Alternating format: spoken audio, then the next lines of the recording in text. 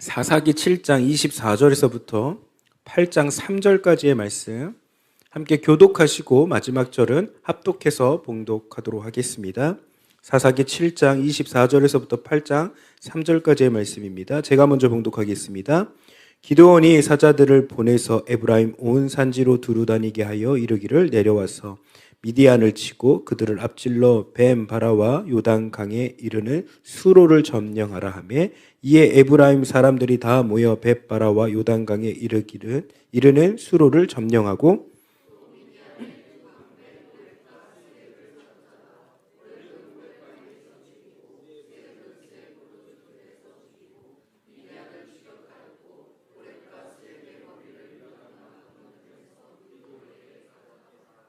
에브라임 사람들이 기드온에게 이르되 내가 미디안과 싸우러 갈 때에 우리를 부르지 아니하였으니 우리를 이같이 대접하면 어찌 됨이냐 하고 그와 크게 다투는지라.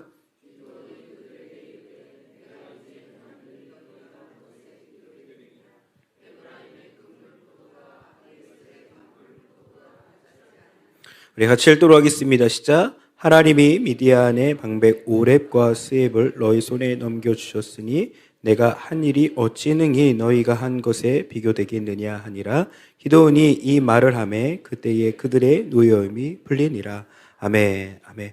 오늘 이 복된 주일에도 주님이 함께 해주셔서 말씀에 은혜 받으시고 말씀의 충만함으로 다시 한번 또 한 주를 살아내는 여러분들과 제가 되기를 간절히 소망합니다.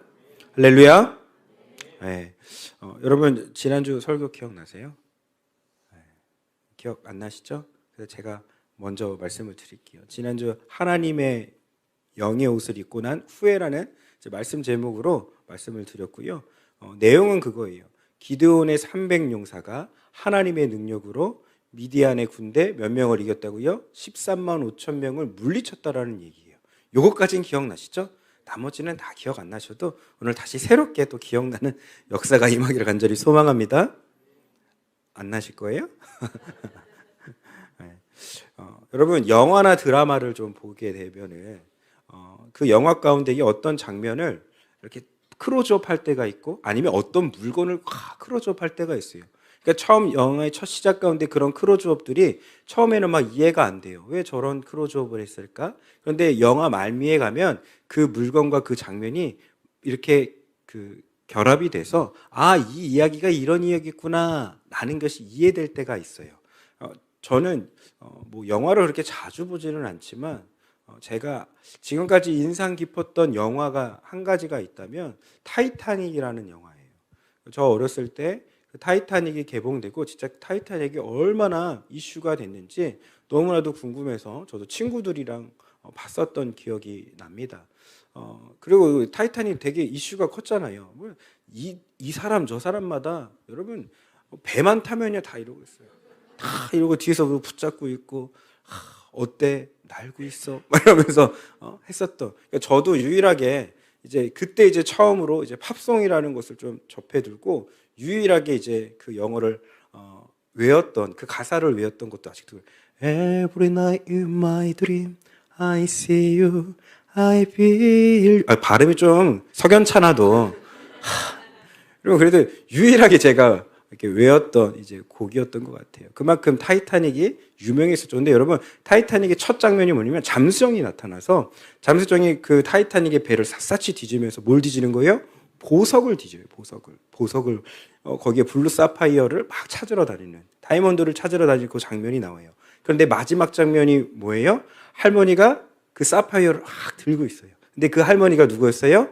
그 나왔던 주인공이었잖아요. 그러니까 여러분 그냥 이렇게 오버랩 되는 장면이 그냥 지나간 게 아니라 어디예요? 마지막 가서 연결되는 장면이 있어요. 여러분 요것을 인지하고 제가 타이타닉을 설명하는 게 아니라 이해를 돕기 위해서 뭐야 목사님 세상적인 영화를 그거 그렇게 따라가시면 안 돼요. 요거를 이해하고 오늘 말씀을 따라가야 되는 거예요. 오늘 말씀 한번 볼게요. 사사기 7장 25절 말씀입니다. 사사기 7장 25절 말씀 같이 읽겠습니다. 시작. 또 미디안의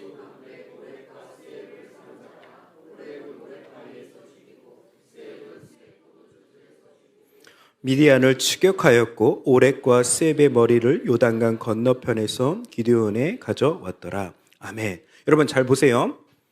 오렙이라는 인물, 그러니까 지금 미디안에 두 방백이 있다고요. 누구라고요? 오렙과 스홀이 있다고요. 이 오렙이라는 인물의 이름의 뜻은 까마귀라는 의미고, 스앱이라는 이 인물의 이름의 뜻은 이리, 늑대라는 뜻이에요. 그러니까 정처 없이 막 돌아다녔던 이제 전쟁의 광이었던 이들을 설명하고 있는데, 여러분, 이 오렙이라는 인물이 어디서 죽었다고 지금 나와요?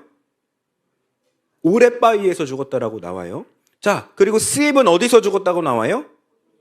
포도주 틀에서 죽었다라고 나와요. 다시 한번, 오렙은 어디서 죽었다고요? 오렙 바위에서 죽었다고. 바위 위에서 죽었다고요? 자, 스홀은 어디서 죽었다고요? 포도주 틀에서 죽었다고요. 여러분, 요번 주에 성경통도 했어요, 안 했어요? 했죠? 뭐 읽었어요? 사사기 읽었잖아요. 왜 이렇게 모른 척 하세요? 우리 사사기 읽었잖아요. 그럼 오늘 이 본문을 읽었을까요? 안 읽었을까요?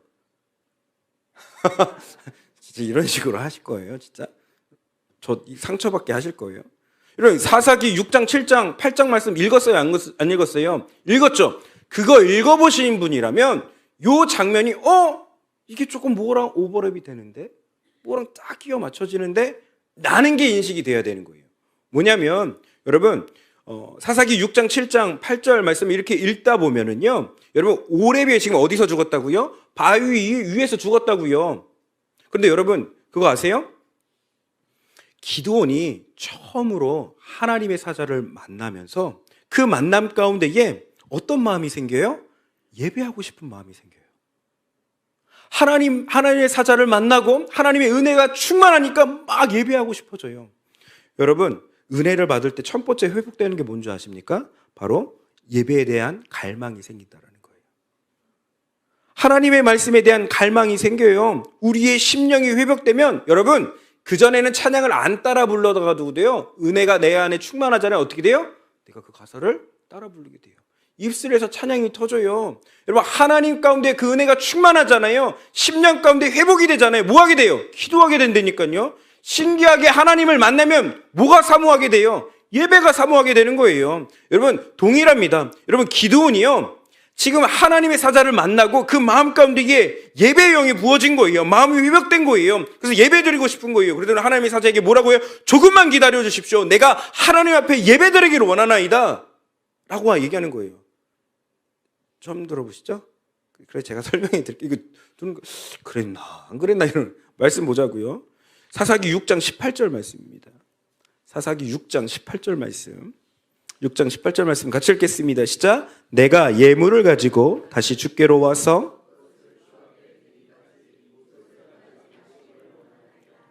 그가 이르되 내가 너희 머무르리라 하니라. 아멘. 그러니까 여러분, 하나님 앞에 예물을 드리고 예배를 드리기 위해서 기드온이 준비를 합니다. 그 준비하는 것 가운데에 그 바위 위에다가 올려놔요. 그런데 하나님의 사자가, 여호와의 사자가 그거를 먹는 것이 아니라 어떻게 해요? 하늘에서 불이 확 임했더니요, 그 번제물을 다 태워버려요. 그 번제물을 다 태우는 것 가운데에 여러분, 그 하늘의 불, 하나님의 내린 그 불로 말미암아 다 태워버리면서, 다 사르면서 예배의 회복이 누구 가운데 임한 거예요? 기드온 가운데 임했다고요. 여러분 생각해 보자고요. 7년 동안 끊임없이 이스라엘을 괴롭히고 힘들게 하셨던 미디안 족속의 수장 중에 한 명인 오렙이 어느 바위에서 죽었다고요? 예배드렸던 이 바위에서 죽었다고요. 이해되셨어요? 자, 또 하나 보자고요. 스홀이 어디서 죽었다고요? 포도주틀.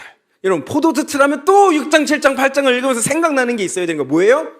여러분, 기드온이요, 얼마나 배가 고팠는지, 얼마나 힘들었는지, 여러분, 기드온이 처량하고 초라한 것 가운데에 포도주 틀 짜는 틀 가운데 안에 들어가서요, 여러분, 포도주 틀은 뭘 짜는 거예요?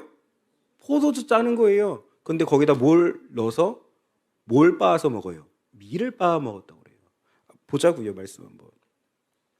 말씀 보도록 하겠습니다. 6장 11절 말씀입니다. 사사기 6장 11절 말씀 같이 읽겠습니다. 시작. 여호와의 사자가 아비에셀 사람 요아스에게 속한 오브라에 이르러 상수리 나무 아래 마침 요아스의 아들 기드온이 미디안 사람에게 알리지 아니하려 하여 밀을 포도주 틀에서 타작하더니. 아멘. 여러분 이해됐어요? 여러분, 가장 처량하고 가장 처참했고 가장 연약했던 이 기드온의 그 삶 가운데에 포도주 틀에서 밀바와서 하루하루를 견뎌냈던 기드온이에요. 보잘것없고 볼품없고 능력없고 스펙 없는 이 기드온에게 하나님은 나타나셔서 뭐라는 거예요? 너 여호와의 큰 용사여, 여호와가 너와 함께 계시느니라. 여러분, 그런데 그 포도주 틀에 누가 죽은 거예요?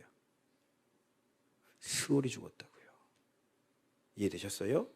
미디안의 두 방백이 이 기드온이 가장 은혜롭고 가장 처참했었던 그 상황 가운데 하나님을 만났던 그 자리 가운데에 그들이 다 죽은 거예요.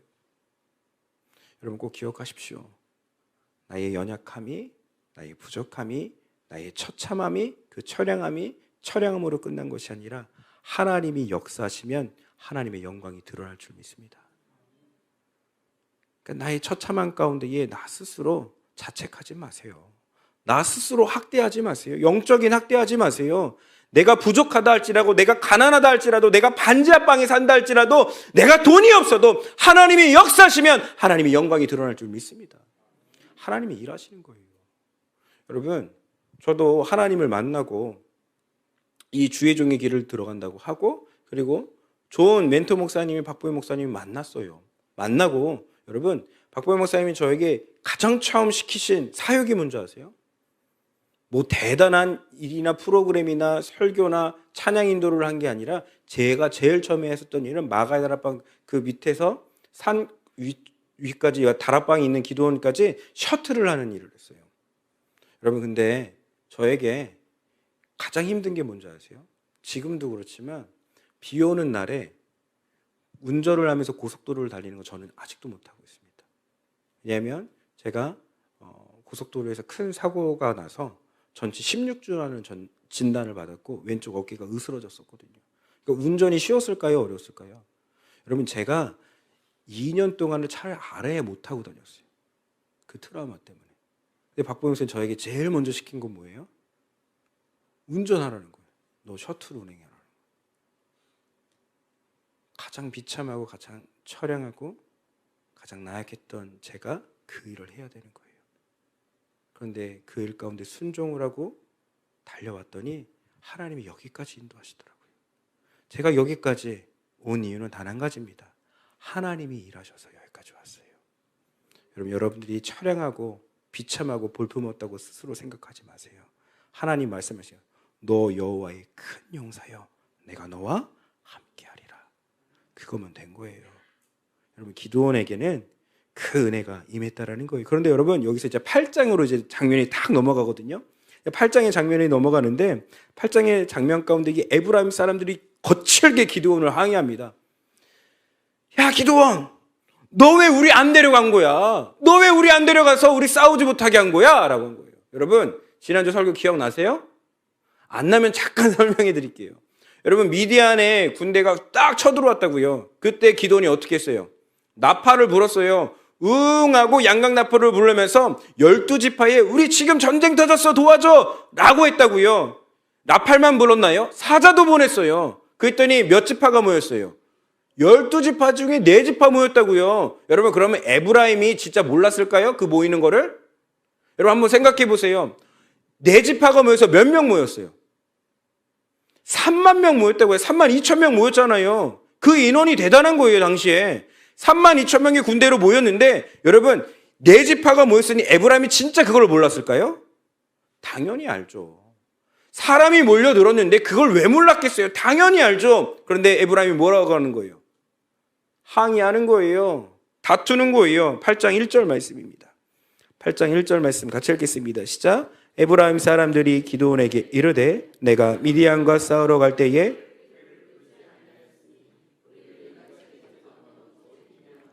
크게 아멘, 아멘. 여러분, 에브라임 사람 같은 기질이 뭔 줄 아십니까? 주인공병에 걸린 사람들이에요. 여러분, 항상 자기가 주인이 되어야 되는 거예요. 내가 하면 옳은 거고요, 남이 하면 틀린 거예요. 내가 중심이 서야 되는 것이에요.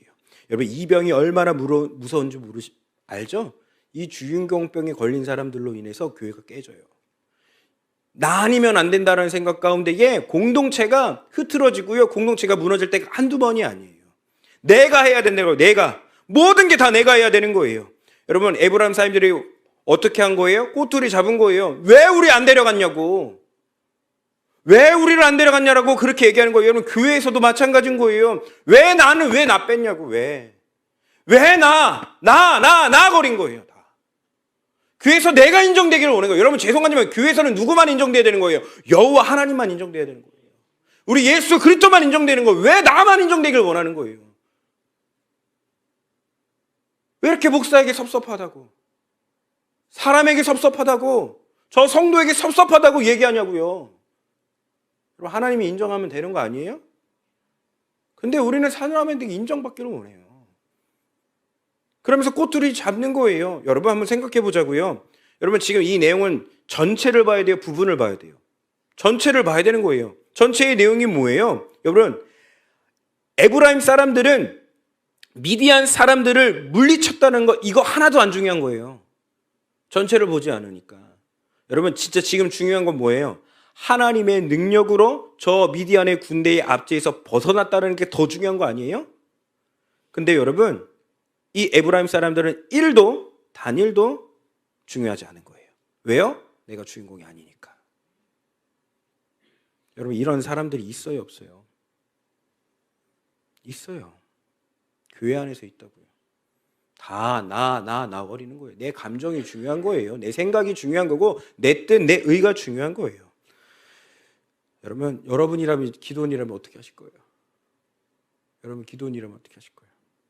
야, 입은 삐뚤어져도 말은 바로 하라고 그랬어. 이 쓰레기 같은 놈들아. 야, 입 있다고 사람이 그게 할 말이야? 아주 눈가루 파버려. 저라면 여러분, 기드온이 어떻게 했는지 볼까요?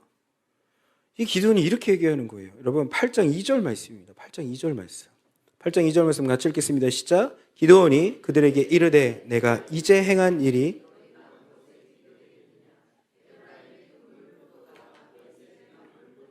낫지 아니하냐. 여러분, 뭐라고 얘기해요?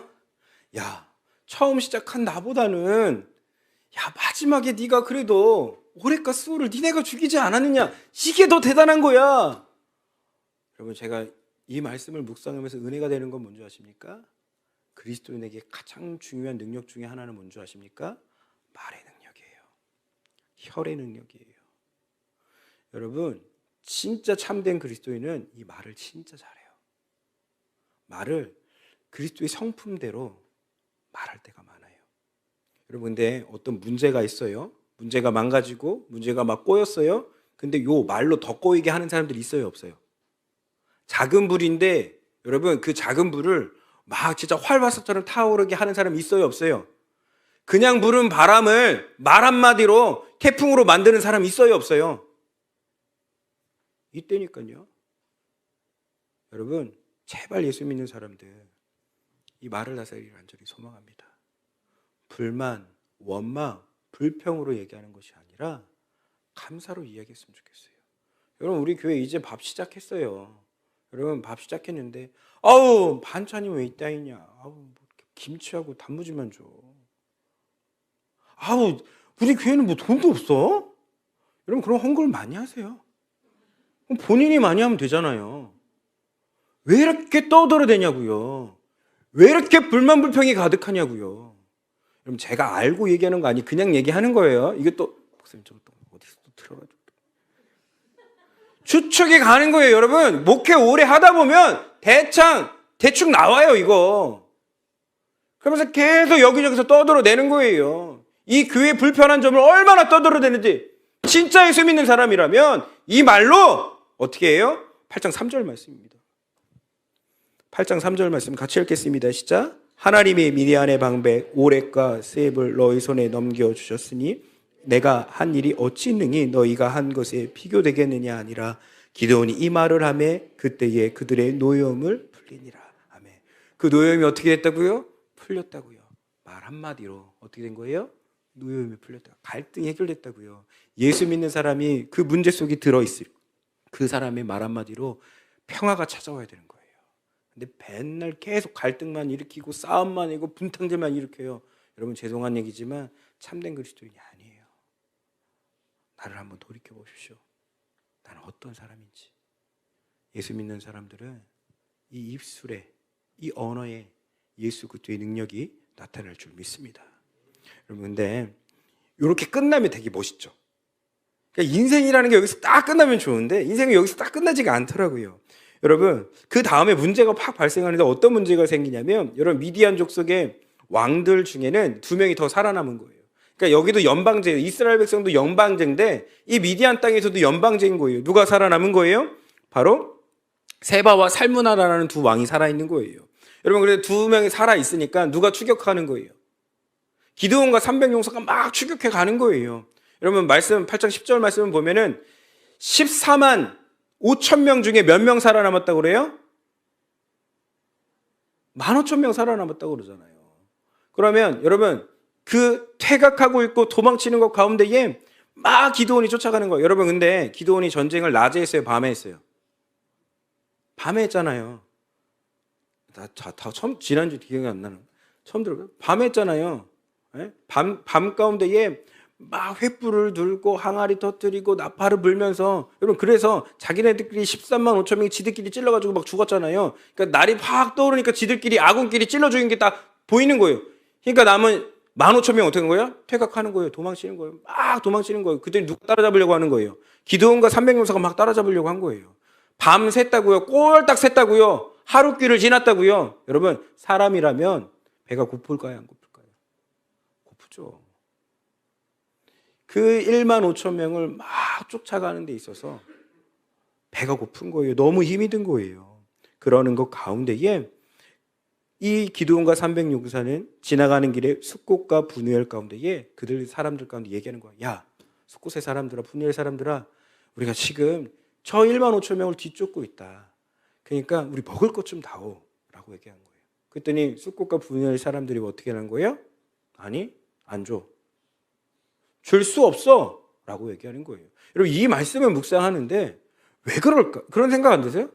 아니 지금 1만 5천 명은 퇴각해서 가고 있고 300명이 쫓아가고 있는데 승리해서 쫓아가고 있는데 아니 먹을 것을 줘도 시원찮고 자기네 민족이고 하는데 자기네는 먹을 거 안 준다라는 거 이거 이해가 돼요 안 돼요?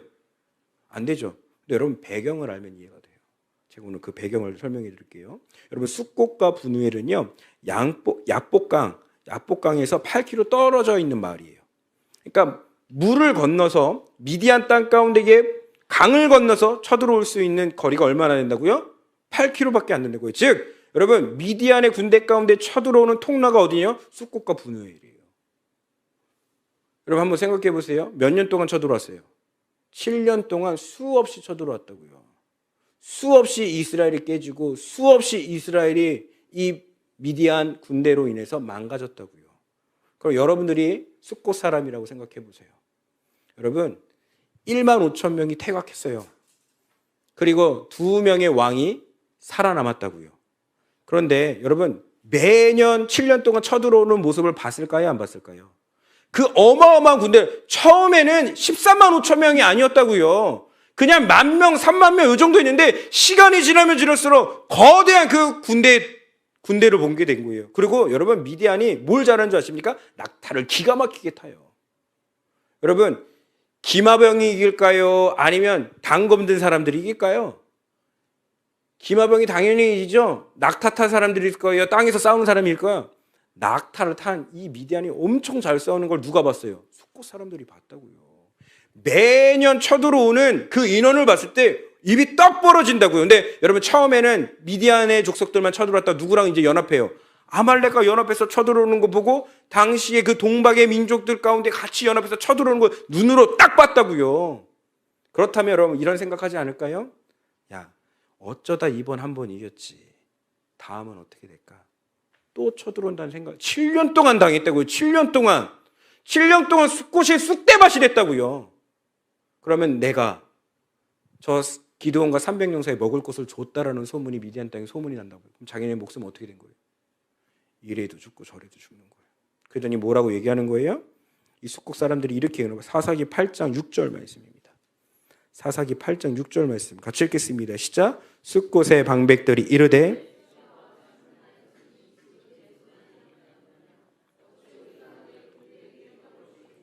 하는지라. 아멘. 여러분 이 말이 이제 이해되세요? 여러분 지금 도망친 인원은요 1만 5천 명이라고요. 근데 쫓는 인원은 몇 명이에요? 아무리 봐도 상대가 여러분이 숙고 사람이라고 생각. 도망치는 인원 봤고 쫓는 인원 봤어요. 그러더니 숙국 사람들이 뭐라는 거예요? 우리 너네도 먹을 거 못 줘. 대신 조건이 있어. 저 미디안 방백의 두 왕들의 모가지를 따와. 그럼 먹을 거 줄게. 여러분 근데 여기서 너무 중요합니다. 너무 중요한 건 뭐냐면 이때 기도원이 뚜껑이 열려요. 뚜껑이 열리더니 여러분 승리를 맛보니까 사람은 점점 어떻게 되는 줄 아십니까? 오만해지는 거예요. 꼭 기억하십시오. 하나님의 능력이 내 능력 되는 건 한순간입니다. 하나님이 행하신 일이 내 것으로 바꾸는 것은 순식간이라고요. 하나님이 하나님이라고 말해놓고 말은 내가 한 것처럼 말하기는 너무나도 좋거든요. 이렇게 착각하는 사람들이 있어요, 없어요? 있다라는 거예요. 여러분, 부디 기억하십시오. 기드온이 행했던 모든 일은 기드온이 한 게 아니라 누가 한 거예요? 하나님이 하신 거라고요. 그럼 기드온이 얘기해줘. 내가 갔다 와서 너네들 다 진멸할 거야 라고 하는 거예요. 그 진짜 갔다 와서 다 진멸해요. 근데 그거 아세요? 기드온은 여기까지였어요. 8장 이후 기드온의 내용은 없습니다. 기드온이 죽었다라는 내용만 나와요. 전리품 나눠주고 기드온 죽었다라고 나와요. 근데 더 무서운 건 뭔지 아십니까? 그 이후로 하나님이 싹 빠집니다. 하나님이 이제 등장하지 않아요. 하나님이 등장하는 내용은 이렇게만 등장해요. 8장 34절 말씀입니다. 8장 34절 말씀 같이 읽겠습니다. 시작. 이스라엘 자손이 주위의 모든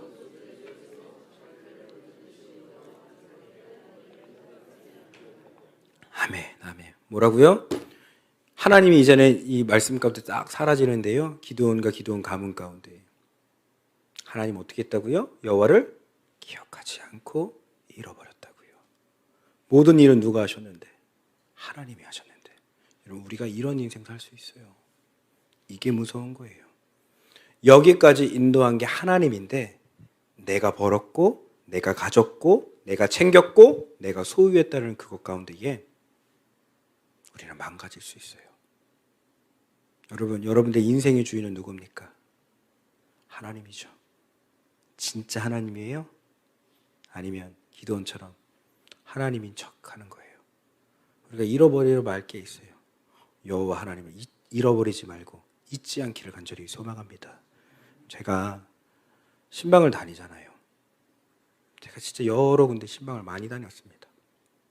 근데 여러분 제가 비싼 집, 정말 유명한 집도 가봤을까요? 안 가봤을까요? 진짜 가봤어요. 와, 진짜 여러분 강남에 어디도 제가 신방을 갔거든요. 진짜 너무 좋더라고요.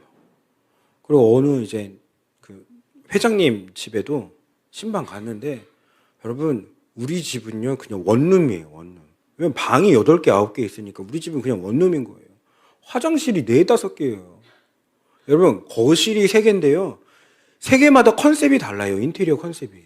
여기는 유럽풍, 여기는 뭐 한옥풍, 여기는 뭐 일본풍 이렇게 해서 막 이렇게 내가 쉬고 싶은 데서 쉬어요. 여러분 그런 데서 살고 싶죠?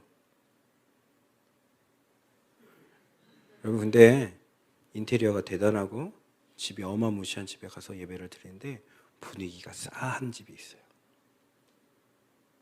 분위기가 이상해요. 근데 어느 집은 반지하방이거든요. 반지하방 가가지고 예배를 드려요. 근데 그것이 되게 편안해요. 기준은 뭘까요? 큰 집, 작은 집, 인테리어가 어마어마하게 들여진 집, 아니면 단순한 집, 그게 중요한 것이 아니라 하나님이 계시냐 안 계시냐가 중요하더라고요. 예수 믿는 사람들은 하나님이 계셔야 돼요. 제가 이야기하고 말씀 마무리할게요. 제가 섬겨드린 성도님 한 분 계세요. 이 성도님은 진짜 봉사를 되게 열심히 해요. 그런데 사람들한테 그렇게 무시를 당하더라고요. 무시당하는 이유는 한 가지였습니다. 글자 모른다고. 우리 어르신들 중에는 간혹 글자 모르시는 분들이 계세요. 지금도 80, 90 넘으신 분들은 글자를 모르시는 분들이 계세요. 그러니까 이분은 초등학교도 안 나왔어요. 그러니까 예전에 이분이 다녔던 소학교라고 하죠. 소학교도 안 나오신 거예요. 그러니까 글자를 모르는 거예요. 왜냐하면 어린 시절에 식모로 팔렸거든요. 그러니 그의 인생 가운데에 비참하게 살았겠죠. 그러다가 한 남자를 만나고 남자와 결혼했고, 근데 불행하게도 자녀를 또 못 낳았어요. 그런 인생 가운데에 살아오지만 예수 그리스도를 만나고 그 뜨거운 열방 가운데에 제가 섬겼던 교회에 이제 성도님이 되셨어요. 그러면서 노숙인 사역을 하는데 이분은 노숙인 사역을 너무 열심히 하는 거예요. 여러분 근데 아니 뭐 좀 갖다 줘요. 그런데 가서 글자를 모르니까 실수가 너무 잦는 거예요. 사람들이 어떻게 될까요? 무시하는 거예요. 이분이 이제 생활이 형편이 어려우니까 이제 기초수급 대상자가 돼서 동사무소 갔더니 동사무소에서 그렇게 무시를 하는 거예요. 왜냐면 못 쓰니까. 쓸 수 있는 건 유일하게 자기 이름 석자. 동사무소에서 무시당하는 거예요. 여러분 근데 이제 돈이라는 게 이분은 현금에 집착해요. 왜 현금에 집착할까요? 은행이라는 데를 가본 적이 없어요. 왜냐면 은행은 통장을 만들어야죠. 그런 걸 사용해 본 적 없으니까 그게 힘든 거예요. 근데 이 수급자를 타려면 또 은행에다가 또 쌓아줘야 되는 거예요. 현금으로 주는 제도가 아닌 거예요. 그랬더니 그렇게 풀이 죽고 있어서 저에게 찾아오는 거예요. 전도사에서 전사님 저 한 번만 도와주면 안 될까요?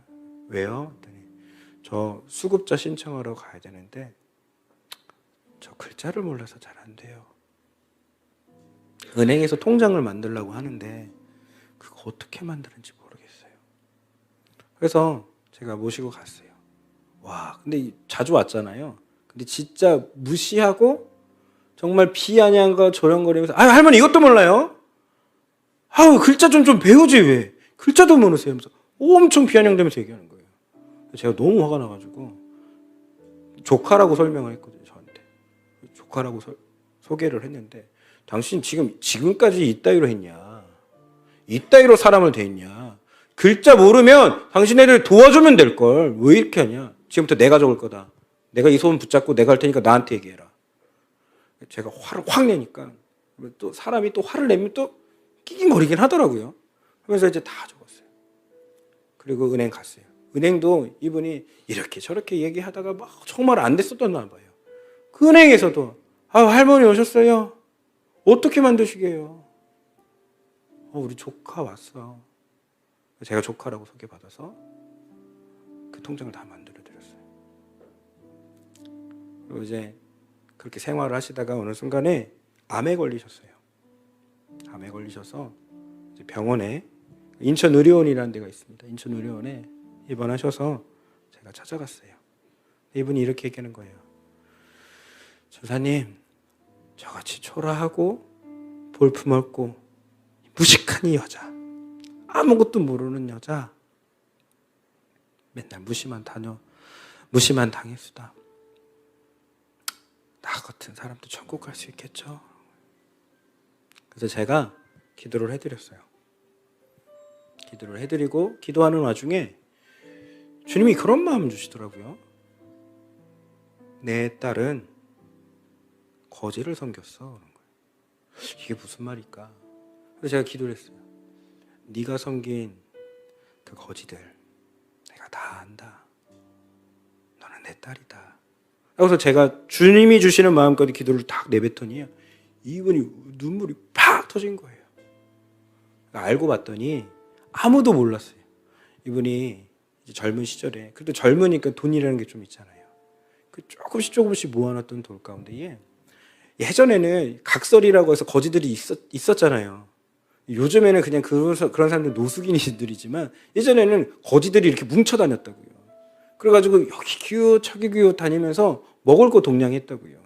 근데 이분은 항상 그 거지들이 자기 집에 찾아올 때 되면은 먹을 걸 모아놓은 거예요. 보리밥 모아놓고 김치 좀 모아놓고 그럼 와요. 들어오면은 거지들을 그렇게 먹였대요. 근데 그걸 누가 기억하시냐면 하나님이 기억하신 거예요. 여러분 여러분이 가장 나약하고 볼품없다 할지라도 하나님 말씀하시는 거예요. 너 여호와의 큰 용사요. 내가 너와 함께 하겠다. 중요한 게 있습니다. 많은 걸 가지더라 할지라도 하나님 없으면 아무것도 아닙니다. 교회가 아무리 크다 할지라도 거기에 성령님 없으면 그건 교회 아니에요. 목사도요, 하나님 없으면 목사 아닌 거예요. 자, 그리스도인이면 성도님들은 하나님이 여러분에 안 계시면 뭐예요? 세상 사람들과 다를 바 없는 종교 행위자일 뿐입니다. 기억하십시오.